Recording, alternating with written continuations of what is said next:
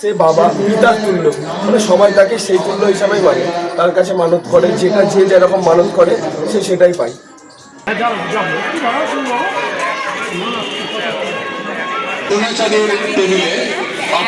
বাবা মানে আমাদের কাছে আবেগ, আমাদের ভালোবাসা।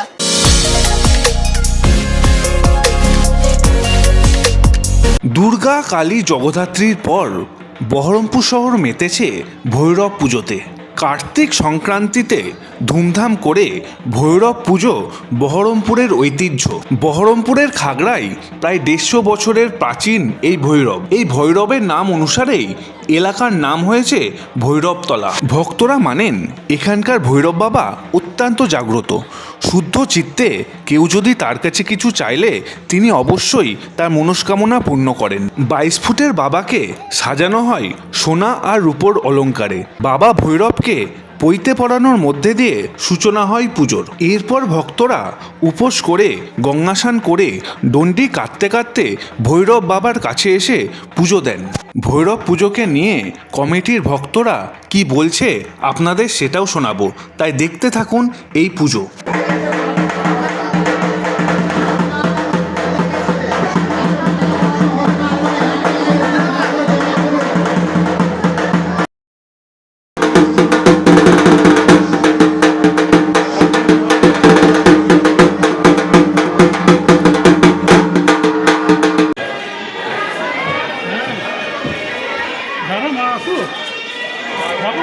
যাবো যারা একটু দাঁড়াও, হ্যাঁ যাবো একটু দাঁড়াও, শুনবো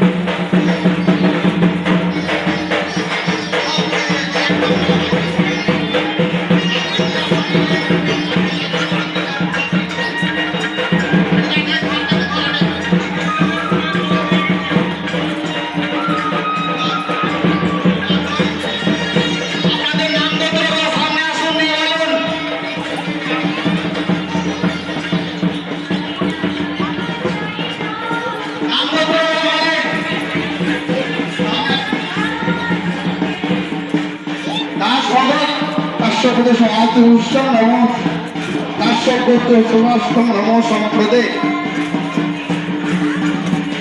যাদের হয়ে গেছে তারা সামনে থেকে সরুন, যাদের হয়ে গেছে তারা সামনে থেকে সরুন।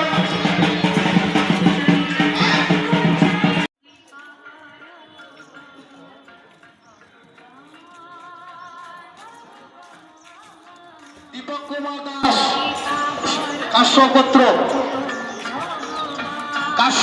নীল ভগত, আশিস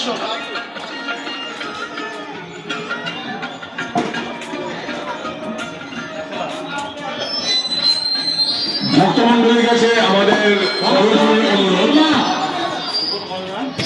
আপনারা অতি সত্বর আমাদের মন্দির প্রাঙ্গণে চলে আসুন। আমার মাল্যদান পর্ব শেষ হতে চলেছে।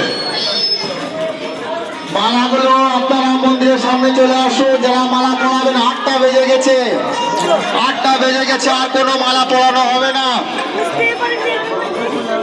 মন্দিরের সামনে চলে আসুন, আর কোনো মালা পরানো হবে না। মন্দিরের সামনে চলে আসুন।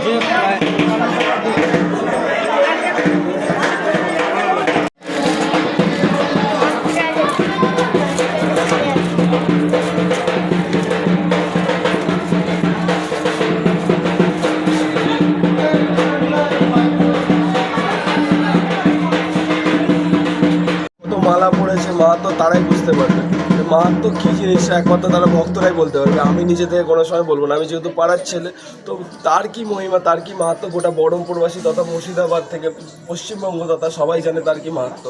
সেটা নিজে থেকে বলে আমি প্রকাশ করতে পারবো না যে তার কি মাহাত্ম্য। আর যে পুজোতে আমাদের এটা এই পুজো না, মানে আমরা সব কিছু মিলিয়ে মিশে এই পুজোটাকে একটা, আমরা তাদেরকে একটা মানসিক রূপ হিসাবে ধরি। মানে এটাকে কোনো মূর্তিভাবে আমরা ধরি না, পুরোপুরি আমাদের কাছে সে বাবা পিতার তুল্য, মানে সবাই তাকে সেই তুল্য হিসাবেই মানে, তার কাছে মানত করে, যেটা যে যেরকম মানত করে সে সেটাই পায়। এখানে যে 150 বছর ধরে পুজো হচ্ছে, এবারের অন্য কিছু করা হচ্ছে? 150 বছর পুজো উপলক্ষে অন্য কিছু করা হচ্ছে বলতে, আমাদের 150 বছর উপলক্ষে আমাদের যে র্যালি কোনোবার বেরোয় না, যেহেতু 150 বছর উপলক্ষে একটা র্যালি বের করা হয়েছিল। আর বিভিন্ন ধরনের আমাদের যেহেতু যখন নগর পরিক্রমা হয় বাবার, অন্যান্য বাইরে থেকে বাজনা আসবে, আরও অনেক কিছু ফাংশন টাংশন এগুলো হবে, আদার্সওয়াইজ আর অন্য কিছু না। আচ্ছা, আর আপনাদের কি কি প্রোগ্রাম রাখা হয়েছে? প্রোগ্রাম বলতে আমাদের মহামৃত্যুঞ্জয় যজ্ঞ রাখা আছে, ভোগ বিতরণ আছে। ওটা কোন দিন আছে যজ্ঞটা? সোমবার। মহামৃত্যুঞ্জয় যজ্ঞ হচ্ছে আমাদের সোমবার, মানে আজকে পুজো নেক্সট যে সোমবার পড়ছে সেই সোমবার। তারপরে আমাদের বিভিন্ন বাচ্চাদের ডান্স প্রতিযোগিতা আছে, নয়নায়ণ সেবা আছে, অর্কেস্ট্রার প্রোগ্রাম আছে, তারপর বাবার ঘট বিসর্জনের শোভাযাত্রা আছে, তারপর বাবার নগর পরিক্রমা, এরকম। ওটা সামনে রোববারে আছে, হ্যাঁ 24 তারিখ। ঠিক আছে, আপনার নাম? আমার নাম রাতুল। আমাদের ভৈরবতলার বাবা ভৈরব 150 বছরের বাবা ভৈরব। ভোর 5টা থেকে বাবার যে মাল্যদান পর্ব শুরু হয়েছিল, কিছুক্ষণ আগে সেই মাল্যদান পর্ব আমরা শেষ করেছি। পুজোটা তো আমাদের কাছে বাবা মানে আমাদের কাছে আবেগ, আমাদের ভালোবাসা। এবার 150 বছর উপলক্ষে একটু আনন্দ বেশি হচ্ছে। এই পুজোতেই আমরা সকলে একসাথে হতে পারি, কারণ দুর্গা পুজোতে সকলে ঘুরতে যায়, তো সবাই মিলে একসাথে হয়ে একজোট হয়ে কাজ করা, হাসি ঠাট্টা, মজা, আনন্দ সবই এই পুজোকে ঘিরে। আর বাইরে থেকে মানে কারা আসেন মোটামুটি? বাইরে থেকে বলতে কোথা থেকে আসে? বহরমপুরের তো লোক শুরু থাকে না, মুর্শিদাবাদে থেকে, তাছাড়া বাংলারও অনেকে থাকেন, পুরো পশ্চিমবঙ্গে, এছাড়া বাইরেরও অনেকে আসেন। ঠিক আছে, আপনার নাম? অরিহা বিশ্বাস। তাদের উদ্দেশ্যে বলা হচ্ছে, আমাদের নির্দিষ্ট সোনা চাঁদের টেবিলে আপনারা আপনাদের পূজার সামগ্রী জমা দিন। যত ছোট তত